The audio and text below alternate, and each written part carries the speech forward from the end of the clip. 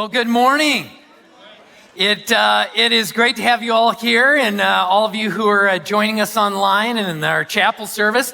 So, and hope you're having a really good Memorial Day weekend. So, we're going to start a new series, and it's kind of centered out of the book of Judges. And so, and I'm sure you were probably just reading in the book of Judges this morning for some casual reading. So the book of Judges, just a tad bit of background on it. It takes place a long, long time ago, probably what you would think of as like the Dark Ages when it comes to the nation of Israel. They didn't have a formal king or leader. And so God raises up these judges to kind of guide and lead Israel through this difficult time that they go through. And so when you think of a judge, don't think of a judge like a courtroom kind of thing. Think of a judge as a combination of everything from a military leader to a civic leader to a mentor to and even a judge when you think about like a judge. Like it's any of those roles that would just help them guide Israel and try and reunite Israel during this time. And so we're going to look at a number of different judges through this series because there's just these practical lessons that you can see in the book of Judges. And even though it was written a long, long time ago, there's a timelessness to some of these lessons that we want to look at here this morning. So one bit of background to the judge we're going to look at this morning, and it is to know that during this time, the Philistines, this group that kind of invaded or migrated into this area, became their arch enemies in this. And so this morning, we're going to look at the judge Samson. And I'm sure some of you have heard of Samson, know part of his story. I'm sure some of you haven't. But we're going to look at primarily the end of his story. But before we get there, I want to set up something and just understand how he started as a judge, because his beginning, his story, it seems so very good. His parents are these seemingly wonderful, very humble people, and the Philistines have been controlling all of Israel for like 40 years, and God comes along and says, I want to deliver you, I want to rescue you from the Philistines right now, and so I'm going to raise up this judge by the name of Samson, and I'm going to gift him in a special way. And it says this, if you have your Bibles, look with me to Judges chapter 13. Look at verse 24. So here's how it starts off. This is speaking of his mom. The woman gave birth to a boy and named him Samson. He grew and the Lord blessed him. And when it says blessed him, like Samson was blessed. And maybe one of the most important things that you need to know about how God blessed Samson was with this like supernatural level of strength. He was strong, like beyond what anyone could hardly imagine. And it's also important to understand that because it was kind of a special gifting, his strength was connected in this very secret way to his hair. So if he were to cut his hair, he would lose his strength. So like there's this tie between his strength and his hair. If he cuts his hair, he loses it, right? And when he's got long hair, like he is this unbelievable like machine. In fact, he was like an amazing specimen of manhood. His athleticism and skill was unmatched, but he was also kind of charming and he could be very witty. And so, like, you can imagine how people would be attracted to him. It goes on and it says this in the very next verse, just to get a feel for what's going on here. It says, and the Spirit of the Lord began to stir him. So you've got like this amazing guy who God is like, I want you to go and do the thing that I'm calling you to. I want you to go and lead Israel and just, conquer the Philistines and rescue Israel. And so you've got this guy that in some ways, like here's a good way to think of him. Like if you wanted a modern day version of him, just mix like Patrick Mahomes, Lionel Messi, and John Wick. And if you put those three into one person, there's Samson. Like every warrior wanted to fight like him. Every leader wanted to be him, and every woman wanted him, right? This is Samson. And so when you first look at his story, you're just like, man, the guy's got it all. This could be the most amazing, amazing story. But fast forward to the end of his story, okay? And I want to look at the end of his story just for a second because I want you to get this bracketed. So we get to the end of his story. Israel is not free. The Philistines have actually taken Samson captive. They've gouged out his eyes, and they use him like a party thing. Like when they get together, it's like, we'll bring out Samson to flaunt our strength and entertain our guests. In fact, here's what it says near the end of his story. Look at chapter 16, verse 25, and it says this. While they were in high spirits, and this is talking about the Philistines and they've captured him. While they were in high spirits, they shouted, "Bring out Samson to entertain us." So they called Samson out of prison. And look at this next part. And he performed for them. The guy that had so much promise, the guy that was so skilled, so talented, and now he's a plaything of the Philistines, performing for them. It starts this amazing story, and it ends as a tragedy. His life ends in this tragic way. And so it begs the question, what happened? What happened between his beginning and the end of the story where it ends as a tragedy? And when we look at it, in some ways, it's actually pretty simple. There's a kind of little lie that Samson believes and lives by, and you just see it lived out through his entire story in this. And we're going to look at one example of this. But he lives out this simple lie. And if I could put the lie in any way, here's how I would put it. The lie is, I have to sacrifice who I am to have what I want. Let me say that again. I have to sacrifice who I am to have what I want. And what I mean by sacrifice himself is, it's just a bunch of little compromises. It is a bunch of just little lies here and there that you see living out these compromises. It is a life where he pretends to be something he's not in a moment, or is deceptive in some way, but it's because there's something he wants, and he feels like he's got to tell that little lie. He's got to have that little compromise in order to get the thing that he really wants. And this, right, this is a lesson for us today. I was thinking about this back in my 20s when I was first on staff here. And I can't remember if it was like a staff get together or if I was with like one of our Bible studies or like Sunday morning groups, but there was like some sort of fellowship going on. And it was in one of the buildings here. And I was with a bunch of other guys, and we were joking around, and somewhere we got on the subject of several of us were wrestlers, and we talked about like being able to walk on your hands, and so and I knew how to walk on my hands, and I talked about, like I can walk on my hands, and there was another, well, I can walk on my hands, well, I did this, I did that. And so there's a moment there where it's like, okay, but I want you to think I'm something, right? And that's why I'm saying, I can walk on my hands. And then there's like, you feel a little bit of the competition.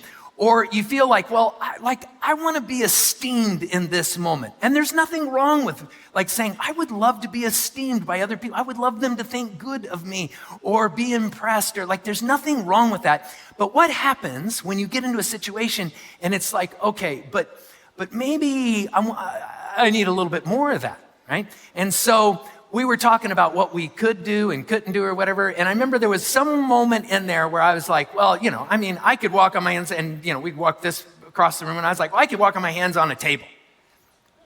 I'd never done that. I was lying. I couldn't. I was like, really? Oh, yeah, I could do that. And then it started going back and forth. Well, here's the problem with that, though. You start saying things, right? And you start playing out those little compromises that maybe aren't really you. Now you've got to kind of live up to those things. So now I've said this thing, yeah, I could walk on my hands on the table, right?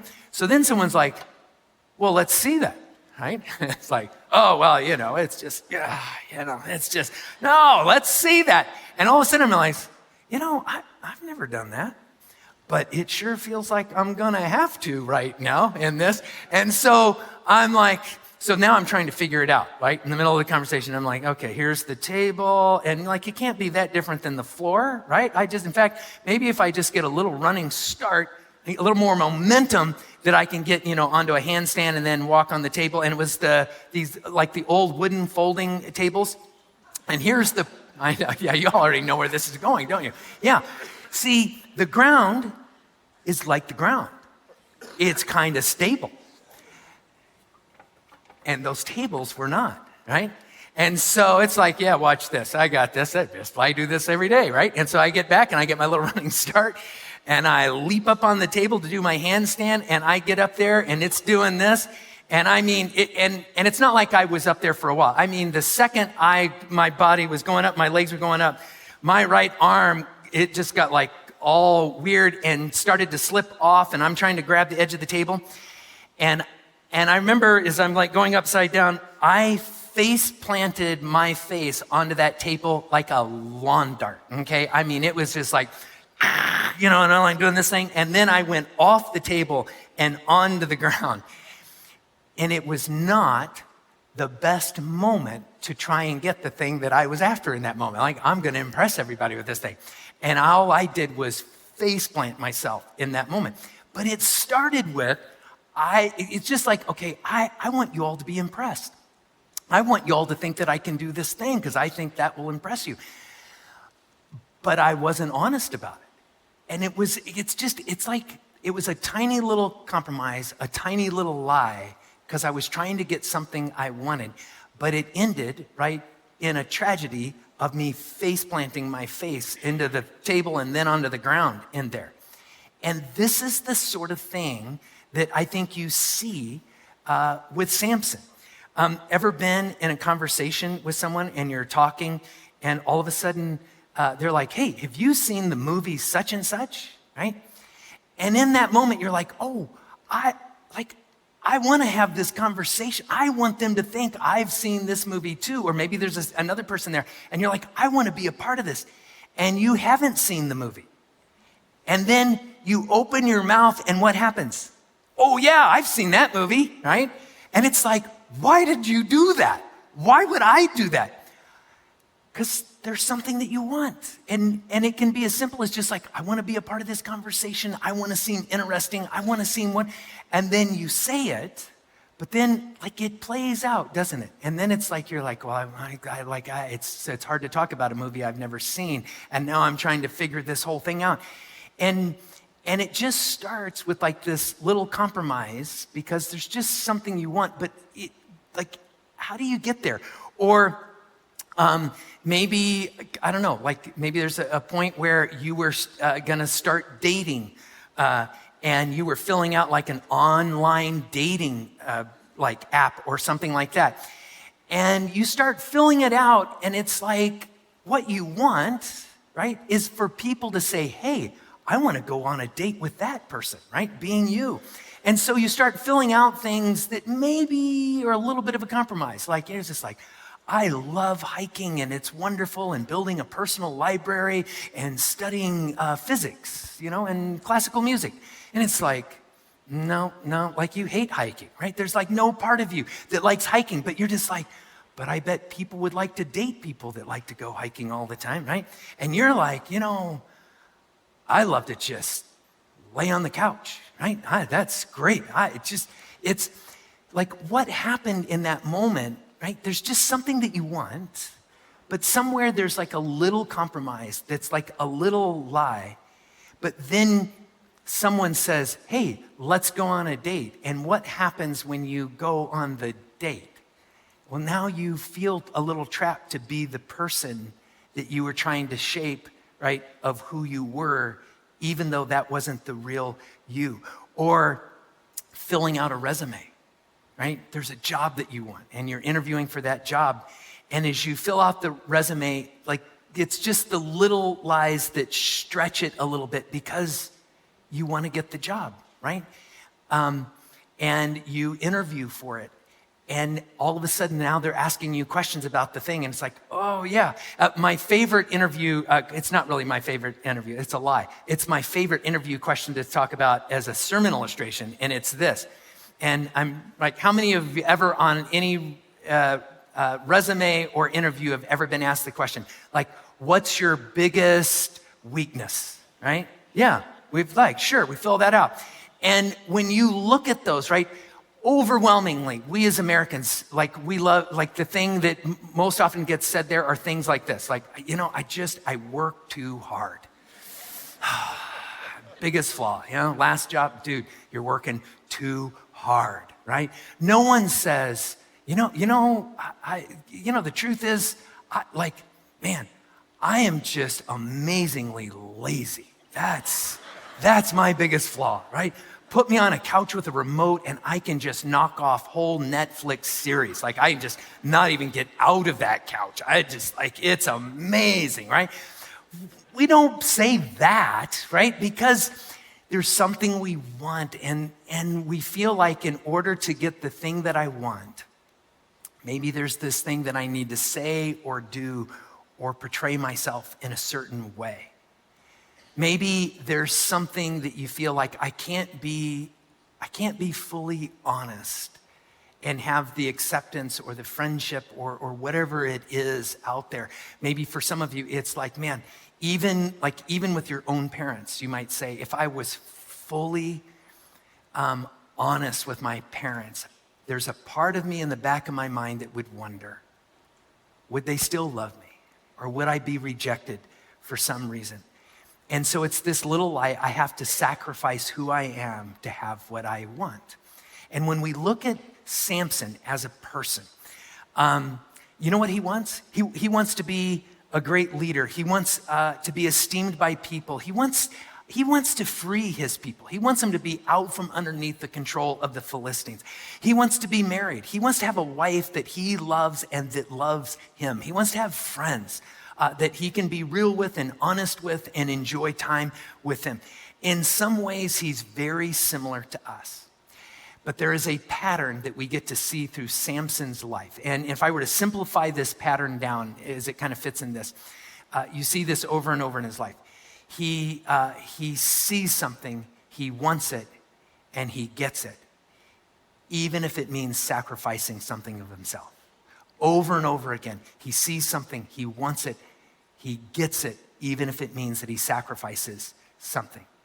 And there's one particular example of this that I want to look at, one story in Samson's story where you see this become really clear. And it's in the story of Samson and Delilah, right? And maybe not all of you have heard this story, but it's a fairly well-known story in the Bible, this story about Samson and Delilah. And here's how it begins. If you have your Bibles, look with me in chapter 16, starting in verse 4. It says this, sometime later, he fell in love with a woman in the valley of Sorek, whose name was Delilah. Now, the narrator does something really skillful here in this moment. This is the first time in this entire story that Samson loves, I think anything, for sure, another person.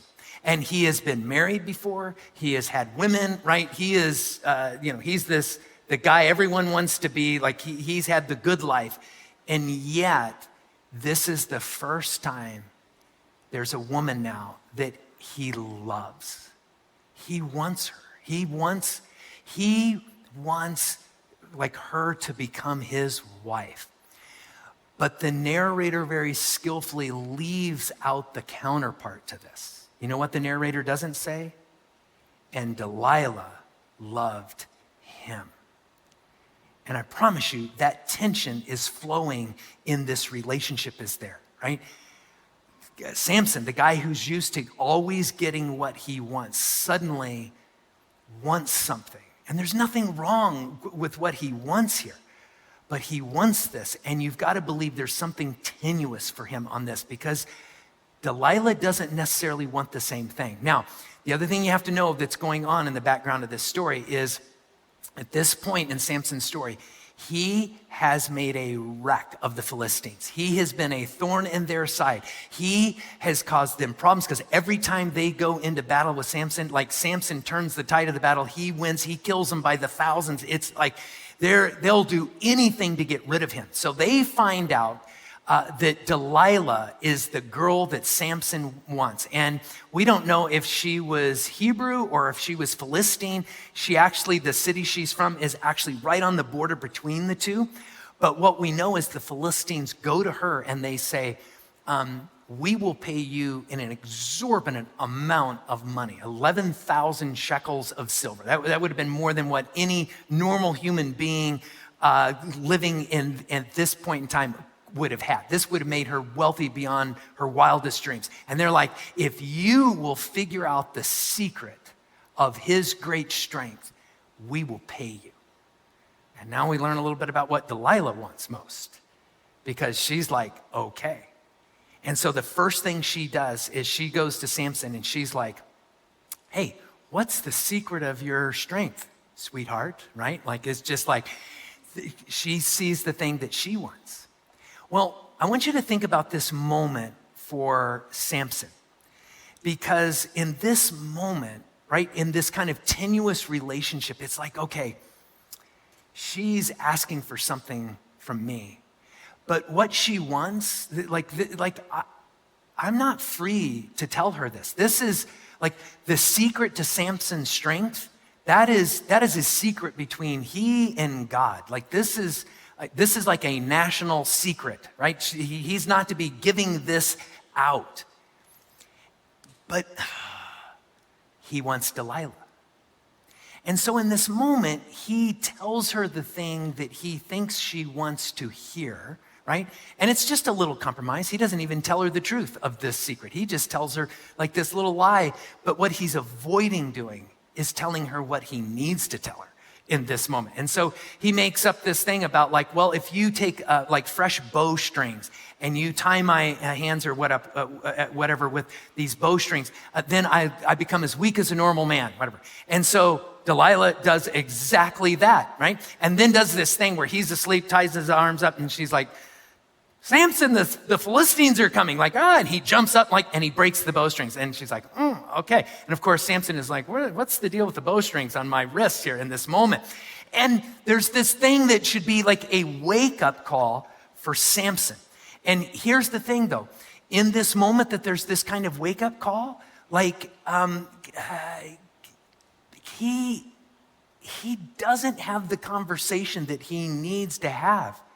Instead, it's like he trusts this lie that, you know what, if it means that I have to compromise something of myself to get what I want, maybe that's what I need to do in this moment. And the thing that I would say to you is don't trust that lie. And in the story, in this first instance, it seems harmless. It really does. It just seems like such a little thing. But the truth is, it's like this little compromise that starts him down a path that begins to build other things. And so like there's this first moment where he just takes this like little bitty compromise and it's like, okay, I can do this because I want Delilah. And there's nothing wrong with wanting Delilah. But when he starts to compromise himself to get her, that's where it starts to unfold in this moment. So she comes back and she asks again. She's like, okay, you got to tell me what is the secret to your strength, right? You treated me like a fool, like you lied to me in this moment. And again, Samson has this chance to actually say, you know what? It's kind of funny that you asked me and that I woke up with like bowstrings on my wrist. Maybe we need to talk about why you want to know this. But he doesn't, because again, there's this thing of like, but I want her. And if I have to compromise myself to have her, maybe that's what I'll do in this moment. And it's like he stacks this other compromise on there. Here's what she says to him. This is in chapter 16, verse 10. She says this. Then Delilah said to Samson, You have made a fool of me. You lied to me. Come now, tell me how you can be tied. And so Samson in that moment, he actually tells her. Like, he doesn't tell her the truth, but what he does is he stacks another little lie on. He says, well, if you tied my hands with fresh rope, that's the thing that would actually do it. And as he begins stacking these little compromises on little compromises, you feel kind of what's happening here, because here's what happens with us, just with human behavior. You've already compromised, right? And it feels like, well, like I already crossed the line. I already avoided the conversation to tell her, I'm not allowed to tell you this. This is like a national secret. I'm not going to go there. But he's kind of already crossed the line. So like, what's it? I mean, I've already done it. I might as well just tell another little lie on top of that. Like the perfect illustration for this is like you're working on a diet and you're just like, okay, like one bowl of ice cream and it's got to be before 6 o'clock at night or something. And then you're like, well, I'll have one more bowl of ice cream at 7 o'clock, right? And then all of a sudden you're sitting there and you're like, I already broke it. I'm just going to eat the whole tub, right? It's just like, I've already gone part way. And there's this thing that we get in our mind that it's like, you know what? I already compromised here. And it just feels like I've already compromised. Why don't I just go ahead and fully enjoy my compromise? Why don't I just go ahead? And it's like we turn our brains off in that moment. And it's just like, because I've already compromised, I'm just going to keep going with this. And can I just say, like, that's a mistake. That's when we start stacking this stuff up and it becomes an issue. I remember when Angie and I were dating and I went over to her house. And again, like we're just dating. And Melinda, her mom, just sweetest woman ever. And she made curry chicken, okay? And she was all excited about this curry chicken that she made. And, and I'm sitting at the dinner table and I'm like, because I want to impress Angie's parents, right? I want Melinda to think well of me because I think that's going to help me in dating her daughter in this thing. And I tried the curry chicken. It was terrible. I didn't like it at all, okay? And I'm eating it. And then Todd and Angie's little brother, Todd and Angie both were just like, so Glenn, how do you like the curry chicken? What's it like? And I'm just like, it's fine. I mean, it's good. Yeah. Oh, really? Like and I just saw Melinda's face light up and I'm just like, it's wonderful, right? And why am I saying this in this moment? Like I could just there would be other ways to handle this thing. And then what I didn't realize I was doing was I was signing up for more curry chicken, okay? Because Melinda's like, oh, Glenn loves my curry chicken. And then Angie and Todd loved this. What I didn't know at that time was Angie and both of her siblings, they hated the curry chicken. And they knew exactly what I was doing. And so I would like go over there and they're like, hey, Mom, Glenn's here. Are you staying over for dinner? Maybe you could make the curry chicken right now. And I'm just like, and finally, like there came a moment where I had to become honest with this thing because like it was going down a bad path in this thing. I was talking to someone else and they knew about this and they had something very similar happen with their mother-in-law, but it was over, it was like a chicken casserole or something. And he was like, it went on for 8 years. 8 years. He's like, I ate so much chicken casserole for 8 years. But this is what happens when you start stacking like one little lie on top of another little lie. Like it's just compromise after compromise because like, you have to live up to the thing that you have shaped in this moment. And can I say this? It's never too late to do the honest, best, right, or healthy thing. Because it's like you get over here and you make one little compromise. And it's just like, well, I've already compromised and there's something I want. So I'll make this compromise. But then it's even harder to make that compromise when you get to that point, right? But it gets so easy to just start stacking more and more compromises, one on top of the other. And here's my challenge.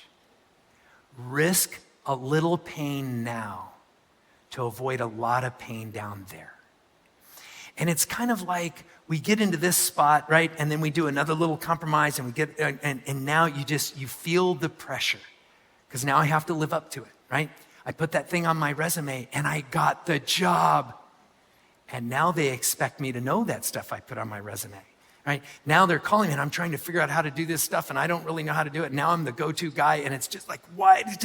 And it feels like, man, if only I would have done something back there, that was the time to do it. But now it's too late. And then you stack another little compromise on it. And then you think, oh man, if only I would have done something right there, because now it's too late. And the pain gets greater and greater as you go along. I promise you, wherever you are in that, risk the pain now so that you don't keep compromising yourself to the point that your story ends in a kind of tragedy further down, right? This is one of the great lessons that we see out of Samson. And so Samson goes on, and Delilah asks him again. In fact, she says this, look at verse 13. Delilah then said to Samson, all this time you have been making a fool of me and lying to me. Tell me how you can be tied. And as outsiders, we're like, man, it seems like she's being a little manipulative. Seems like she's lying about all of this stuff. It's like, but who's the real fool here? Samson, right? She's complaining about being made a fool, but the truth is, Samson is the fool because he keeps stacking one thing on top of another. And at one point you look at this and it's almost like, okay, is Samson just like, is he the dumb jock here in this moment? Like he's really strong, but he doesn't understand what's going on in this? I don't think so. From his story, right, there is a wise and witty side to him. I think, and here's how I would put it, I think there's a kind of willful blindness that it's going on. It's just like you get so far down the road and it just feels like I'm stuck with this. And sometimes there can be a kind of willful blindness in just saying, I'm just not going to look at that because there's something I want. And it seems like one more little compromise, if I get what I want with one more little compromise, it'll be worth it. But at the end of the day, the reality is you're pursuing something that you want, but that doesn't mean it's good. Just because you want something doesn't mean it's good. We know he wants Delilah, but the reality is the way this is playing out, maybe Delilah isn't the woman for him. And he won't face that. And that can be hard. But taking the time to actually say, what is it that I really want? Not just the thing in front of me that I want. Because you can get so far down the road that you actually pull yourself toward making your story a tragedy. And that's quite literally how Samson's story ends in this. We get to verses 15 and 16 in this. And she comes back and she just gets on this thing that I'm drawing a line in the sand. And now it's like Samson is at this place. It's like, okay, will I go ahead and just tell her everything, or will I hold back? And there's this moment where he, all the way to the end, he could have been honest. All the way to the end, he could have taken the step and just said, you know what? I got to be honest with you. I keep telling you these things, but the truth is, you shouldn't know this. I shouldn't tell you this. This is between me and God in this moment. And then trust that when he's being true, if he loses the thing that he wants, it's better to be okay with losing the thing you want and being true to who you are than to sacrifice who you are and get the thing that you think that you want. Because he tells her, if you cut my hair, then I lose all my strength. And what does she do? Right? Well, look at it. Look at verse 18. Here's how the story ends. When Delilah saw that he had told her everything, she sent word to the rulers of the Philistines, "Come back once more. He has told me everything." So the rulers of the Philistines returned with their silver in their hands. After putting him to sleep on her lap, she called for someone to shave off the 7 braids of his hair. And he began to, so began to subdue him. And here's maybe one of the sadder passages in the entire story of Samson. And it says this, "And his strength left him." And here's what's sad about it, is he doesn't realize it. In fact, the next verse goes on and it says that the Lord's Spirit has left him. Like this whole thing where God was in him and stirring like with him this whole time. And it's like he's just compromised everything that God has made him to be. And isn't this true? You can get so far down that path that you actually lose like who you are. And you end up getting the thing that you thought you wanted most. And then you hate it. Because this is when they come in and they capture him and he gets drug off and literally loses everything that he was. Samson's life ends in this kind of tragedy. But friends, the truth is, your life and my life, it doesn't have to end that way. Being who you want to be is more important than what you want. Let me say that again.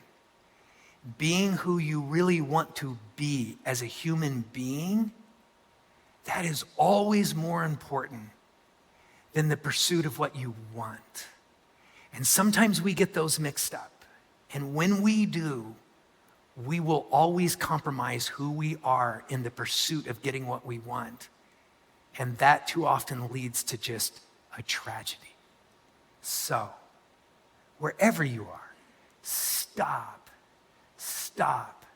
and actually take a step of owning who you are and let that be okay. I'm going to close this here. But before I do, let me just say, if you're a guest here or a visitor this morning, it is so good to have you this morning. And I want to just invite you. I'm going to be right over here by the next steps area. And if you are a guest, swing by and just shake my hand. I'd love to just personally welcome you here this morning. And to everyone else, again, it is great having you here at the beginning of this series. And look forward as we kind of move into the summer here. Why don't you all stand and let me close this in prayer this morning. Father, we thank you so much for just scripture and the lessons that we can see out of it. And I pray that you just help all of us to see and understand like what it means to actually be true to who you called us to be and experiencing life through that. And we pray this in your son's name. Amen. Have a great morning and we'll see you next Sunday.